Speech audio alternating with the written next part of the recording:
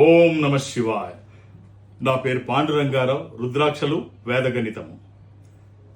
11 ముఖాలు రుద్రాక్ష, ఏకాదశముఖి, ఏకాదశ రుద్రస్వరూపము. ఇది హనుమాన్ స్వరూపము కూడా.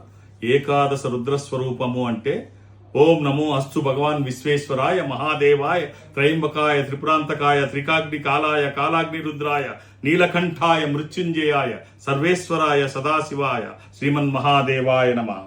ఈ ఏకాదశ రుద్రస్వరూపం ఏమిటండి? ఈ రుద్రాక్ష ఎవరు ధరించాలి, ఎప్పుడు ధరించాలి, ధరిస్తే కలిగే ప్రయోజనాలు ఏమిటి, మీరే రుద్రాక్ష ధరించాలి, ఏ రుద్రాక్ష ధరిస్తే ఎలాంటి ఫలితాలు వస్తాయి తెలుసుకోవాలనుకుంటున్నారా?